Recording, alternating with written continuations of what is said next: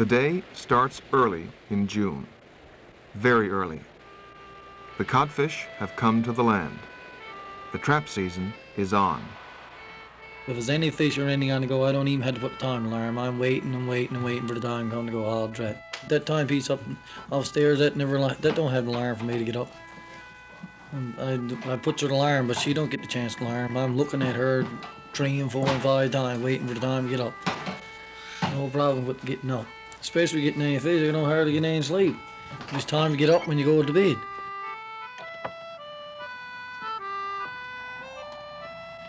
Day usually starts around 3:30, 4:45. My brother Rich, that's who fishes with me. Rich got a truck there and he picks me up around 4:15 like that, and then we'll meet over on the wharf, and then from that we goes on. And can go from that to 2 o'clock in the morning. So you're talking about 18, 20, sometimes 22 hours or 24, and that's a lot of hours. So, you know, with hours like that, you got to make a few dollars.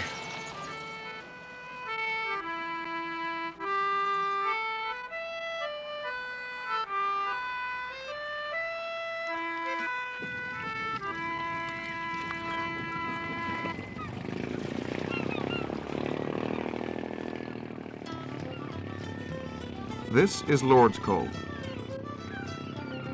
a small inshore fishing settlement at the foot of the Bjorn Peninsula.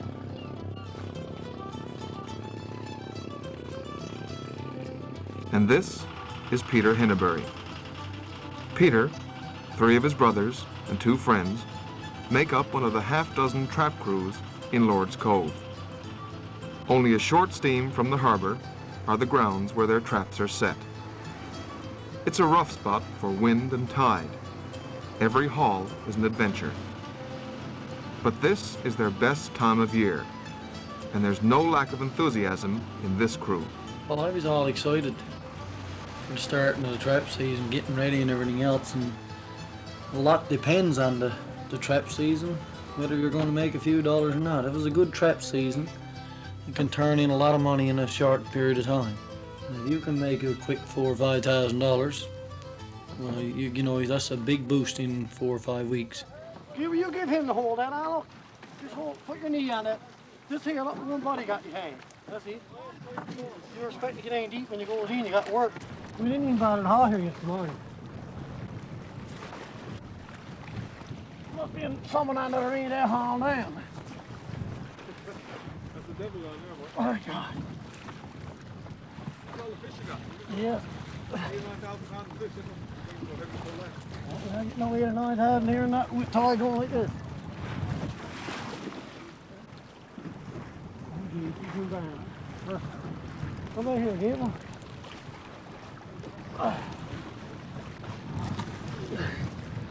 This wasn't made for human beings, I'll tell you this much.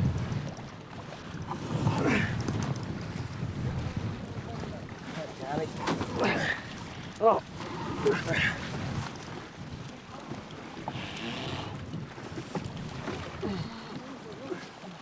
Come on.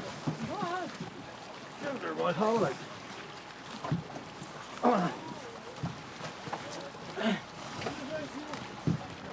You keep their haul there. Keep her bear tight, Gable. Haul balloon in the water.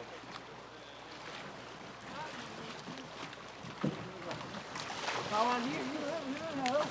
Ah. Oh, go on, man. Got the toilet. Got her bag again. Just give her a quick shoot ahead, Elf. All right, Elf, let's go up here. Haul it in. Probably gonna get the deer. It's hard to long there with the trap. That's what I'm telling you. You can't do nothing with you can't haul. Now this is where the fun comes. All right, there, boy. Go back that corner. Back that corner now. This is not a haul. This is a mile. Is this a good spot? It's a good spot, but you can't do. This is a hard place to do anything with tide. Awful place for tide. You could come here 2 or 3 days in a row when you get home. Come out yesterday morning, never even seen a keg or nothing blinded. Everything is down on the water. Yeah, you could 5 minutes. You could come, you could home. It's a good spot for fish, though. It's a good spot for fish. Is it a rough spot? Is it pretty bouncy here? It's rough. But here's something, you don't even have to change your shorts. Here's the change for you. The fish are small.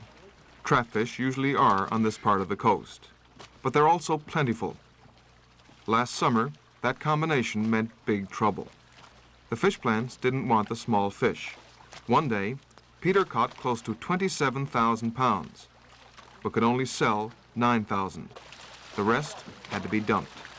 This year, the plants won't take anything under 18 inches. But this year, there's another buyer. A Russian factory ship, anchored 9 miles down the shore in Lawn. The Russians are buying over the side, and they're buying everything. 18-inch fish, there, boy.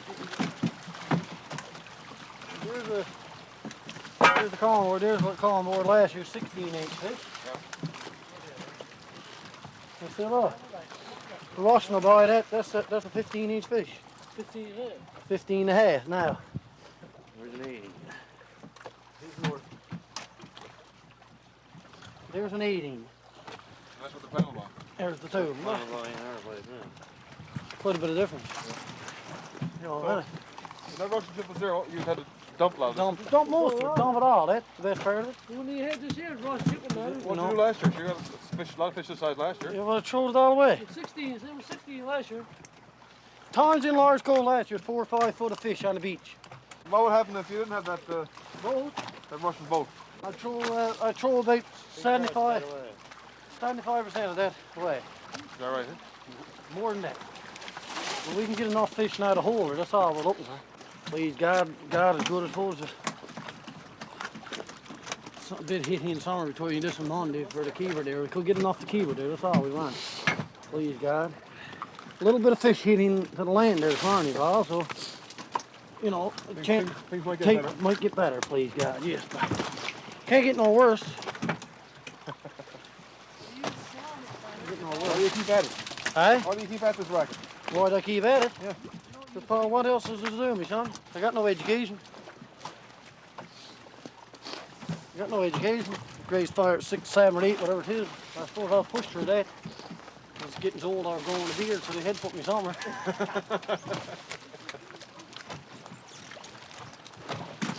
Do you like it? I mean, there must be mornings you like it, though. What? There must be mornings you like this racket. Like this? Yeah. I'll lose and die for this, me son. I'll lose and die for this.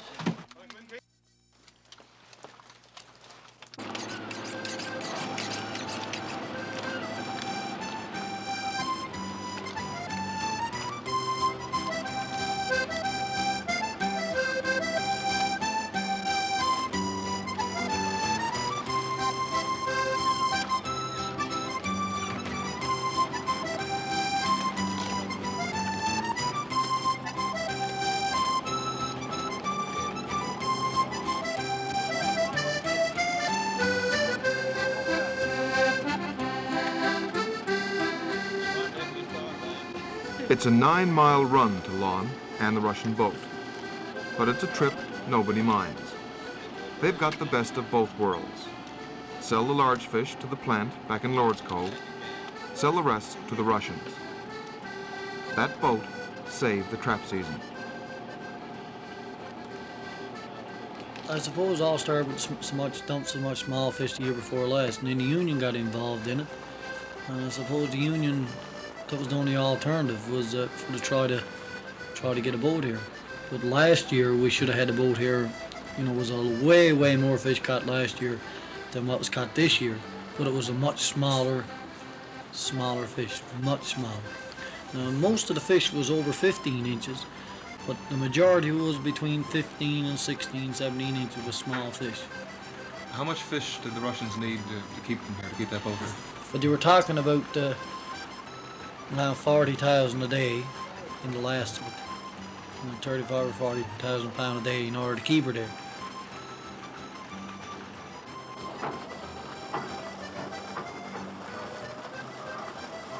What were the Russians like as people, just as people to deal with? They were perfect people as far as I'm concerned. They were exceptionally friendly, really friendly. I don't know what they were saying, but every time you come up they bowed and waved things and sung out to you, but I don't know what. And changed hats with fellas and everything like that, you know. They wanted to be friendly, really friendly with you. And we were friendly with them. We give them salmon and everything else, so and they appreciate stuff like that. I suppose you got to know a few of them, or at least know just a nodding acquaintance. Well, it was a couple of them really. One of the waymasters there, he was a real nice fellow, and he gave me a souvenir, a pin, and I exchanged that, give him a pair of woolen socks, and we exchanged gifts, and he was, he seemed like they all wanted to be friendly. And it was this waymaster, and I took to him, and he gave me a picture of himself and everything else. And I gave him a picture of me. I think they're all moving out of Russia now, I'm not sure.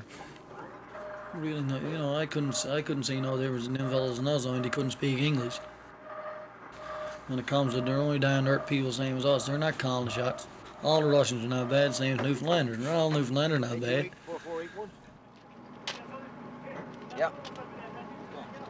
Thank you, Hill. Come on, boys, man.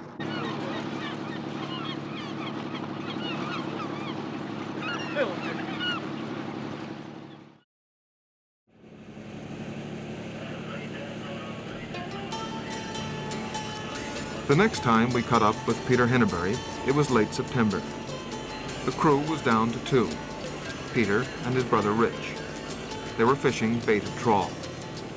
The fishing wasn't that good, and Peter laid part of the blame on the bait.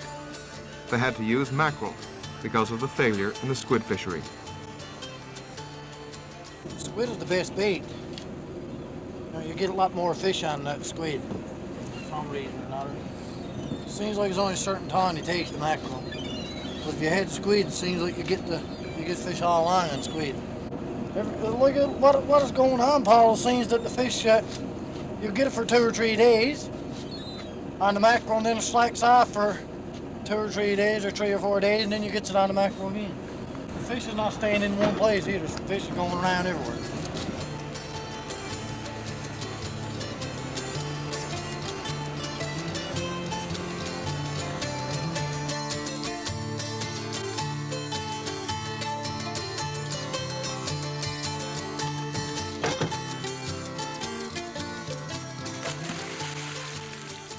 It had been 3 months since we were out with Peter on the trap haul. I was anxious to know how he'd made out. Oh, we had a pretty good trap season. For the means of the Russians coming here, we got clear of the small fish, and we did exceptionally good ourselves. The best year we had in a long time. We sold, I suppose, I don't know, we got about 150,000, around a couple 100,000, I suppose, round fish. About 150,000 we sold to the boat and some to the plant, and that's what we got of it. So a couple 100,000 not too bad, when other years we were only getting 60 and 70,000. So I think it's on the way back. Peter and Rich like to fish trawl off St. Pierre, but this year they've hung around the grounds just off Lord's Cove. Well, the trap season finished around the 20th of July, somewhere around, getting up towards the last of July. Last week in July we finished up, and then we went to the trawls. And we did pretty good on the trawls in the first, we were using a lot of gear, 40 and 50 lines, but you were hooking up a day's pay out of it. See, the bait, we were catching our own mackerel too then, and it didn't cost nothing for bait, but right now it's costing $16.50, $100 for the mackerel. Plus you got to hire someone to go up there and get it. It's another $5 or $6, and there's running in. You got to get fish on it now in order to make it pay with the cost of fuel and the cost of bait. But you got your trawl lines. Where you have your trawl set now is not where you usually have your trawl this time of year. No, well, we try to. What we usually do is that we bait up and go off on the level, about an hour steam or so, or an hour and 20 minutes, go off on the level. That's what we did all last year. But right now, the reason why I'm not going out there is because I was getting a lot of flounder. I was getting a lot of bycatch out there. If I've got 2,500 pound, perhaps 1,000 or 1,100, it would be flounder. Sometimes you get more flounder than you would cod. That was the way she was going. So that's the reason why I don't want to catch something and tear it up. Next year, please God, we might be able to get clear of the flounder. Well, I can go back to that again. I know where it's at. So I usually hang around the rough ground. And how you been making out? Well, it's almost the same as everywhere. The fish is spotty, but I had pretty good luck with it. I run into it most all the time. I usually get a couple, 3 days, very good days of it a week, and then anything he makes after that, if he only gets 500 or 600 pound a day, it adds up. If you can make $300 or so a week, well, you're not doing too bad. That's clear money. There's only 2 of us on the boat now, and if we can pay for the bait and the fuel and make $300 a man, well, God, that's very good.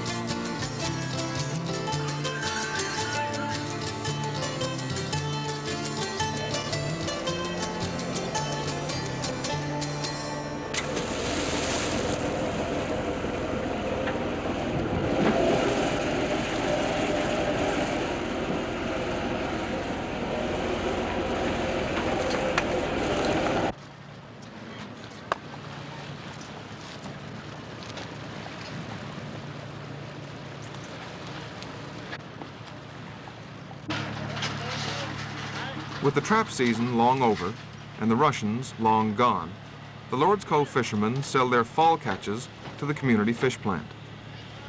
Everyone's at the trawl or the jiggers, fishing from dories or the scattered big boat like Peter and Rich. The plant in Lord's Cove was built 5 years ago and leased to the Lake Group. But Lakes only ran it as a feeder plant, and it eventually closed down. Peter and the rest of the Fishermen's Committee had worked hard to get the plant built in Lord's Cove, and they wanted it open. This year, they succeeded. H.B. Daw Limited of Cupids took it over, and things went well. Peter is proud of his small plant, especially when so many big plants around the peninsula were closed down by strikes and other troubles. It was around 1 million pounds of fish they're after putting through the plant as a salt fish operation it is. It was out there created around 30 jobs at the peak of the year, and they still got somewhere around 15 or 16 people employed there. It's a nice little operation and is run pretty smoothly. And we're pleased, and I think Mr. Daw and H.B. Daw is pleased too. So, we want to please them. We want them to come back here again next year. So we're going overboard to try to do what they want's done with the fish. And I suppose when you consider the problems that the plants around the rest of the peninsula have had, it's not a bad little business. Well, Lord's Cove plant this year was taking fish from Pinegal, Lamoline, Point May, Fortune, Grand Bank, Frenchman's Cove, Garnish, and Grand Beach. It covers a nice little area. You're talking about parts of Fortune Bay and parts of Placentia Bay. It was buying the fish from there. And Grand Bank was closed, Fortune was closed. It didn't seem like the Fisher Products in Marystown was interested in the shore fish, as far as I know, because the fishermen in St. Lawrence were having trouble selling flounder to them, and then they couldn't get clear their cod to them. They had to sell it to Lon. So when you consider that there's people going to be drawing unemployment insurance this year in this area of the peninsula that wouldn't be drawing it if the plant in Lord's Cove hadn't been there. That's my feelings towards it. And you're pretty proud of that plant. Well, we put a lot of hard work into that, trying to get someone to come here and operate it, and we want to keep it operate.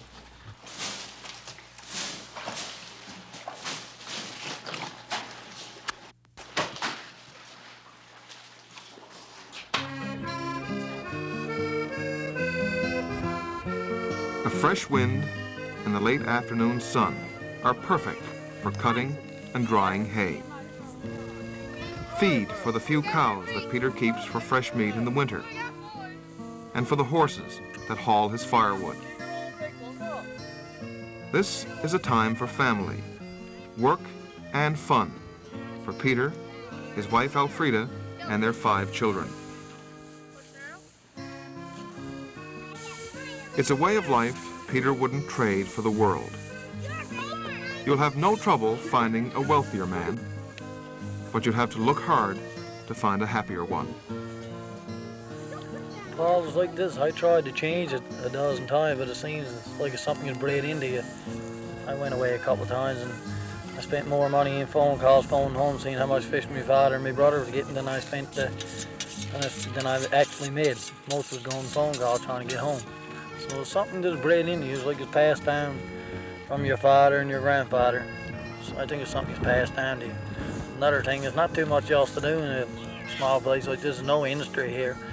Like that little fish plant is only creating 25 or 30 jobs this year, and that's the first year that was open. So, you know, outside of fishing, when you're brought up in an outdoor community, you haven't got much else to turn to. Sound like if there was something else to do, you might do it. No, not me. I can't speak for somebody else, but I think fishing is my cup of tea, as the saying goes. You know, I like what I'm doing. I'm my own boss, and I know we punch a lot of hours in, but in order to get anything out of this, you got to punch 18 to 20 hours a day out of it to get a dollar, to make a dollar. People who might be watching this and say, I mean, all that work and all that effort, and you know, for what, $10,000–$12,000 a year if you're lucky. I mean, what's in it for somebody? I don't know myself. There's a lot of hard work. A lot of hard work. There's no one need never tell me that is that easy a job, and for the money you makes, you know, you're not getting nothing, because you could make $3,000, you could make 10, and that's what the average goes from 3 to 10 in this community. And if you're lucky, you'll make perhaps 10 or 12, and that's a lot of money. There's not too many years you make 10 or 12. Most of the years you're talking about $3,000 to $4,000 to $5,000. Well, if you happen to be a trap fisherman and strike a good submarine trap, well, you could make $4,000 or $5,000 there, and that's a big boost. If you got a few dollars before that gill netting or something, and a few dollars after that in the fall of the year, trawling and hand line and that, well, you got a chance of making perhaps $9,000 or $10,000 or $12,000. But outside of that, you got to make a few quick dollars in order to make anything out of it. And trapping is the only way you can make a few quick dollars. But someone in the city now might say, $10,000–$12,000. How can somebody live on that? Well, boy, it's like this, Paul. There's people living here with a lot less than $10,000–$12,000. But then most of the people are they're cutting their own wood. They got their own gardens. They got a few cows that they kill off in the fall of the year, and they put their own meat in the fridge. And if you're in the city, you goes to the supermarket and you drive up your cart and you pick out a roast and a roast of this, whatever's going to do you for the week, and you run up the cash register and that's $120 or $30 and press more. But see, there's none of that here. You got a 30-day credit system or a week credit system, whatever it is, and the meats, you haven't got to buy too much meat, you haven't got to buy too much potatoes, cabbage, turnips, carrot. You got that yourself. So if you want it, you got it. And if you don't, you know, you don't have to have it. But most people has their own little garden, just enough to do themselves. And that saves a lot of money. I guess when it comes down to it, you're just happy doing what you're doing. Well, I'm pretty happy doing what I'm doing. I'm not making any money, but I'm a lot happier here. I'm after been traveling quite a lot, and I know I lived in cities, but I was never contented there. Your mind is always at home. Even if you went in a small community nearer to a city, to a big city, you feel more at ease than you do with something like your own surroundings. But when you go to a city like Montreal or Toronto or something, your first impression is when you go there, you're frightened to death. You can't get sleep or anything else. Cars and sirens and everything going. And you look how peaceful it is here, sitting down in the meadow. You think you're in heaven.